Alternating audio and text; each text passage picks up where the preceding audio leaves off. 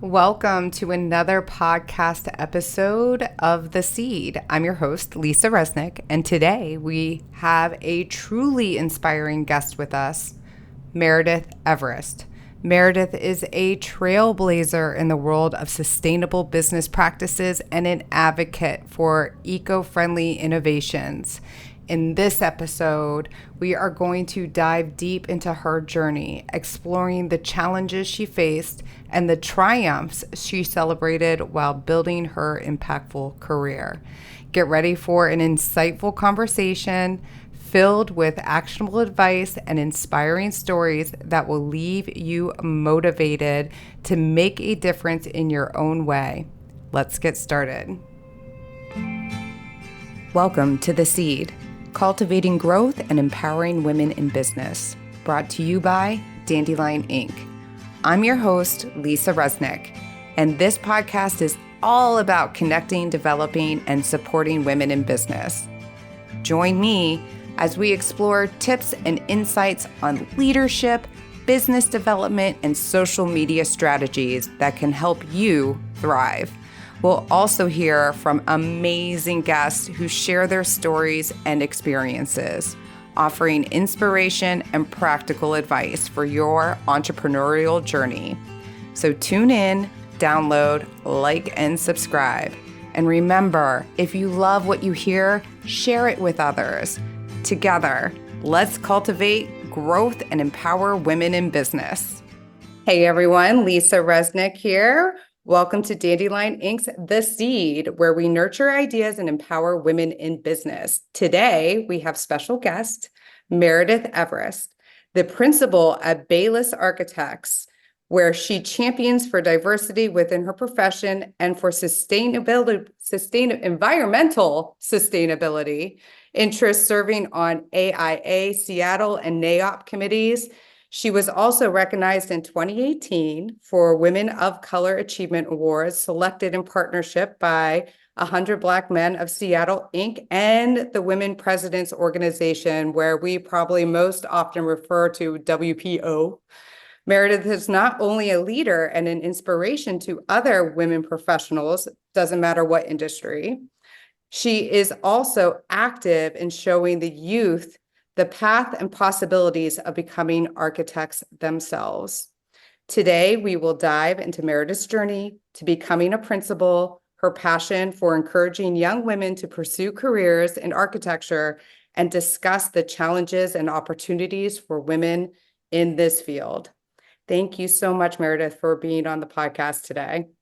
Oh, thank you for having me. Yeah, you make me sound so great. Isn't it always like so awkward? But Yeah, it's like, did I do that? Okay. it's true. So this is the whole thing. Anytime you're like, holy crap, something just happened, just remember everything that you've already accomplished, because I am sure I've only like captured a fraction of everything that you have been able to accomplish in your lifetime. Well, thank you for the generous introduction. I definitely appreciate it and very happy to be here. I appreciate you elevating women and giving me this opportunity. All right. Are you ready to begin? Sure. All right. Would you mind sharing with everyone your journey to becoming a principal at Bayless Architects? Becoming a principal is not easy. Yes, it was not easy, but I've been really, really fortunate throughout my career to have really good mentors. And so it felt, it was just a process, step by step. But I grew up in New Mexico. I went to school at University of New Mexico and moved here to Seattle back in 1997. And again, very fortunate to land a job with the Driftmeyer Architects. And Rick Driftmeyer was an incredible mentor. I worked there for probably 6 or so years. And in that time is when I got my license, my architectural license. And so after I left that firm, I worked briefly at a larger firm and then joined Bayless Architects in 2005. And so, and at that point I was licensed and was working, basically my title would have been project manager. So that's basically where we're kind of running, overseeing one or multiple jobs. And so yeah, my mentors here at Bayless were also really, really very supportive, gave me increasing opportunities. And so in 2009, so about 4 years after being hired here, is when I became a shareholder, or the title would have been principal, associate principal. So that's kind of the junior partner. And again, just kind of grew in that role for several years, and then became a majority shareholder in 2012. I believe it was 2017, 2018 is when I was being groomed for managing partner. And so took on that role in 2018.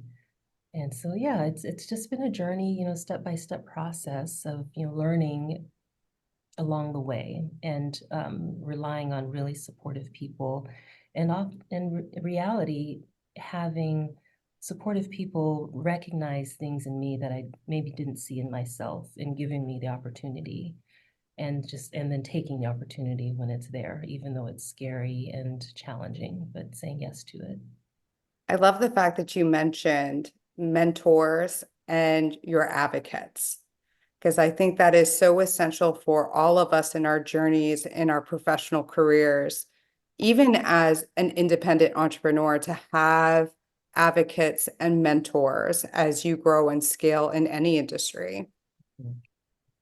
I agree. It really is important because you can rely on those people to support you, and they become your trusted advisors essentially. And so you can bounce ideas from them, whether you're feeling good about yourself or bad about yourself, you can really rely on those individuals to be honest with you and help guide you when you need it. So I think that's especially in architecture, especially as a woman in architecture, where it's a little bit more challenging to navigate the field when most of your meetings might be male dominated attendees or different things like that. So that's, I think, really, really critical for survival in this profession. That is so true. Is there any moment that you can recall of any of the challenges that you faced, that having that mentor and that advocate for you when you're in that room where it's so male dominated, that helped get you beyond that barrier? Yeah, something does come to mind, and it was actually an interview. So often architects will need to interview with a jurisdiction or with a client of whatever entity to get the new work. And so I do remember being very, very nervous about going into this interview. And I can't remember who was around the table. It might have been a mixture of people, but I was just kind of panicking that I needed to say my part of the interview. And my boss, my mentor, he said, "Well, we have you, we got you. You're not in this room by yourself. You don't have Wow. to have all the answers. If you need to ask me, what are your thoughts on it?" He said, "Do that. It's I'm here for you, and we're in this together." So it reminded me that, again, architecture is collaborative anyway, and the dialogue that you have in these interview environments, you don't have to show up as the person who knows everything. You just have to show up as a person who is part of a team and who wants the project to be successful and the team to be successful as a group. I, So I really wish everybody had that same mentality. I think we would get a lot farther in our goals if everybody did look at it as, you don't need to know everything. It's okay to ask the questions. And even if you do think you know something very well, there could be somebody else out there that knows and looks at it in a different perspective, in a different way, to give you that, oh, wow, that aha moment that we all love when we get them. yes. And that's in architecture, that's what makes architecture better, is when you have differing opinions and differing voices and everyone sharing again toward the same goal. And so, yeah, I do wish, and especially again in architecture, which is a bit of an ego-driven profession, people want their idea to be the best idea. Yes. But in reality, it's when you do get a collective idea is when it's the most successful, in my opinion. It's the truth. It's very true. So you're very passionate about encouraging young women to consider careers in architecture. What drives this passion, and what steps are you taking to inspire the next generation of female architects? Hmm. Well, certainly the passion is driven by, I would say, the importance of having diverse voices around the table. Again, Mhm. in order to have a successful community, everyone who is in that community needs to be part of the conversation in the design process. And so it is incredibly important for female voices to be at the table. Um, and I think for my part in that, I really try to be available if people have questions or if people are uncertain about how to navigate their situation or their project, to be available to help them through it, help them analyze the situation and understand what's going on or see it from a different perspective, perhaps. So I think the where women are challenged is, again, it's the confidence level. Being a male-dominated profession, it's easy to feel like you need to shrink when you're in the room because you just don't feel as you don't come in. Women don't often come in with the same ego or the same boldness. And so encouraging women that their voice does matter, that their opinion does matter, even if it differs from everyone else in the room, getting used to using your voice and sharing what's on your mind, I think is really, really important. I love how you mentioned that we don't come in the room with that same ego and that boldness, because the other thing that I find ourselves overcoming is we've been trained or taught to come into a room so we're not bold and we don't have the ego, because then our opinions won't matter, to try to manipulate the situation in a way that it sounds like it's the male's idea in order for it to come to fruition. Because if we stand up, then often our idea will then be dismissed. And I feel like there's this wave coming in now that it's our time to stop doing that, and then also supporting one another if there are other females in the room. Or really, I mean, we should be doing this for anybody. I don't care if you're male or female, anything, if it's a diverse perspective, to make other people stop and listen and consider. I agree. And the good news is more and more women are in the profession. Right now, it's when you think about the number of women going into architecture in school, it's about 50-50. And so the boardrooms and the client rooms are increasingly as many women as there are men. And so there is a little bit more comfort around that navigating those uncomfortable moments. And I completely agree with you. We need to um, foster that experience. I think I love hearing that you just said that it's about 50-50 going into the profession right now, because I think we've had this conversation before. In our local area, we have one known female architect in a sea of men architects, which, and she is phenomenal. She's also an educator herself. She'll also teach architecture courses at Kent State University, in addition to owning her own firm here. And it's great to see. And she looks at it too, is it's, I think I said this to you too. She is the only female architect, and she is also the only architect that's under the age of 40. Wow. Oh, she's accomplished a lot. And I just think about her perspective on the broader scale of economic development. Because I think when it comes to developing PUDs, when it comes to developing like a redeveloping cities, having the architect's voice and having that diverse perspective industry wide as well as gender, you need to have those diverse perspectives when you're looking at sustainable growth. Yeah, absolutely. Yeah, your friend is a she's a trailblazer, essentially. She's charting the path for future female architects. And yeah, and the one thing I will note is that even though 50-50 approximately are going into college, it's more and more rare to for the females to get their license and then for them to become leaders in their firms and then to become owners of their firms. So the numbers decrease dramatically from the school experience to the leadership experience. So your friend is definitely a special, very, very special person who's worked really, really hard and has some talent and skills, because that's where it's hard, especially in this profession historically, again, being male dominated.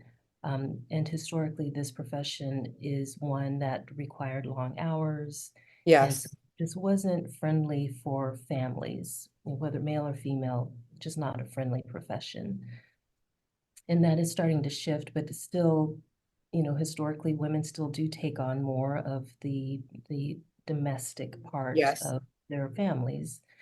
And so balancing that and with a really very demanding professional life is, I just would love to chat with your friend to find out how she's navigated it and how she Listen, she also just had a baby. awesome. Yeah. She's a rock star. She definitely is. But the other thing I found too, and this is when I was in Washington, D.C., um, a lot of the women that I was around when I was in the commercial development phase of my career path, um, they were in marketing, but their background was architecture, that was what their degree was. And they shifted over when they went working for the commercial development firm, understanding the drawings, shifted over to the marketing aspect and the sales side versus sustaining and maintaining their position in that field. Yeah, a lot of architects, architecture is a great foundation for many, many other professions, which we hate to lose people to other aspects, but they're architects at heart. But yeah, a lot of architects do go into, technology or marketing or graphics or other creative aspects where, the architecture is such a very rich foundation because you learn how to collaborate, you learn how to think with your creative mind. You also have to think with your technical mind or your mathematic mind if you really want to get something constructed. Because architecture is more than the pretty pictures. It's also about being accountable for life safety and all these other Mm-hmm. things that I won't bore anybody with. So yeah, I think a lot of people do make the move to other professions, and I think part of that is architecture is a somewhat volatile profession. So when the markets are up and down, so is the architecture profession. And so there's a lot of other options that are maybe a little bit more stable. You're still able to exercise that creativity, but have a little bit more stability in your job, which is, I definitely get that, especially times like now. So, what initiatives or programs has your current architectural firm ever implemented to help grow and support the female presence within the company? Yeah, we don't have specific programs. Ever since I've worked here, I would say that our firm is also about 50-50 male to female. We have a very diverse firm from ethnicity, race, gender. And that's not an excuse to say that we don't need more programs. I would say that we do have more individual check-ins with people to make sure that they are feeling supported and have the nurturing that they need to be successful in what they're doing. But yeah, I know we could maybe think about that more critically. Are we supporting people in the way that they need the support? Are we supporting women especially? I believe yes, but maybe some check-ins could help us confirm that or determine that. But and including right now, even our ownership is we have one male partner and I have one female partner. So even at the leadership levels, we're I think doing really well. That is actually quite impressive to hear that. Yeah, especially, I mean, in Seattle, it has is maybe different than other parts of the country where we do have a lot of diversity, even in the leadership levels, even at mid-size and large firms. But we're still, yeah, we're still a bit rare, especially a Black female. My partner is Asian female, so you see, there's a bit more of Asian females in the leadership levels, and very few Black females in the leadership levels. Well, there's always room, and I love the fact that you said that maybe finding out a little bit more. I mean, I don't care how diverse a company is, it's always good to check in just because lifestyles change. I mean, if you think about it, a husband probably 20 years ago wouldn't say that he had to do the percentage, even though I do believe females still do more of a percentage for the domestic side. Men are still doing more and more. So even their needs have changed from 20 years ago to what they are now. Agreed, yes. And we do have several, what we definitely try to do is be flexible. And this was a comment that we did receive from a female employee a few years back, was that we seemed inflexible as far as hours being worked, when you need to be in the office, things like that. And certainly to some degree, after the pandemic, it kind of forced us to be more flexible. But so we do try to be mindful of those elements where people do need some flexibility. If they need to work from home for family care or for whatever reason, I feel like we offer that flexibility better now than we have in the past, and it's a more family friendly approach. So on a broad scale, beyond Bayless Architects, what would you hope to see in the architecture industry to help create more gender equity as a whole? What would be your dream? You walking into a boardroom, you walking into that first meeting, groundbreaking, what would be your ideal vision? Yeah, my ideal vision, it's definitely, I want to say, all women in the room, and which I agree would be awesome. But I do strongly feel that that architecture has to be the people in the room have to be as diverse as the neighborhood, and the designs are going to benefit from that diversity. And we are starting to see it. We do need to see more of it on the developer side. So we have the commercial real estate as the umbrella, and Mm-hmm. architecture as, within that as a profession, within that industry as a profession.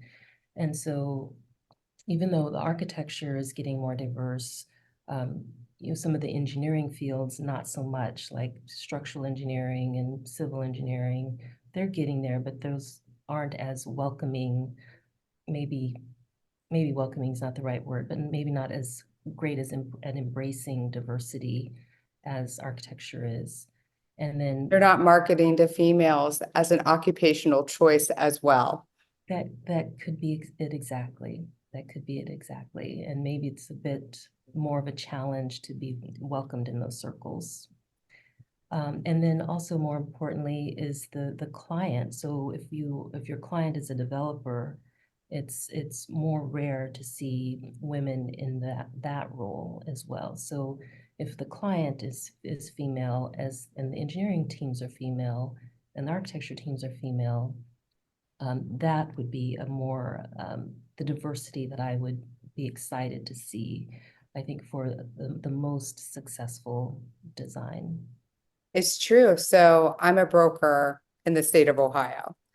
And I don't know if you ever heard of the ICSC, that it's in Vegas. It's this big convention that they have real estate developers and brokerages from all over the country that go to Vegas and pitch their ideas, pitch their franchises, their developments, everything, technology, AI, all that fun stuff.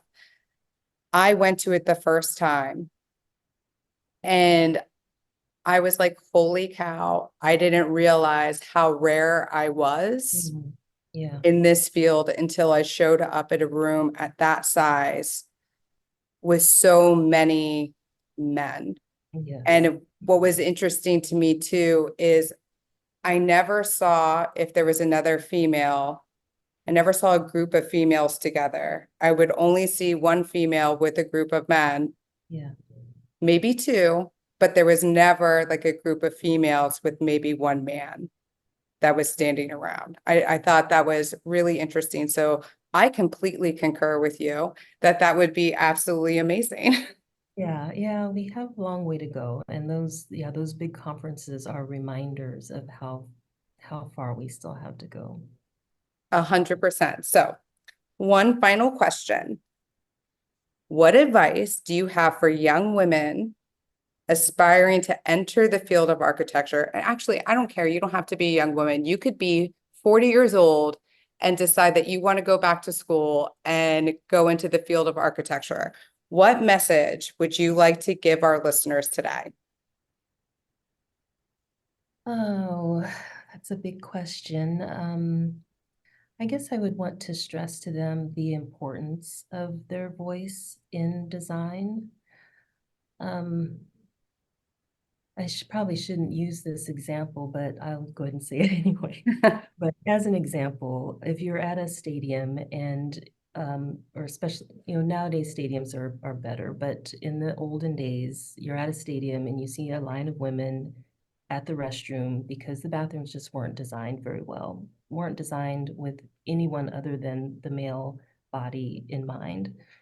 So that's a kind of a crass example, but that if you carry that through many, many other aspects of design that are a little bit more pleasant than that imagery, it's so, so, so important to have the mindset, the voice of females in the design room.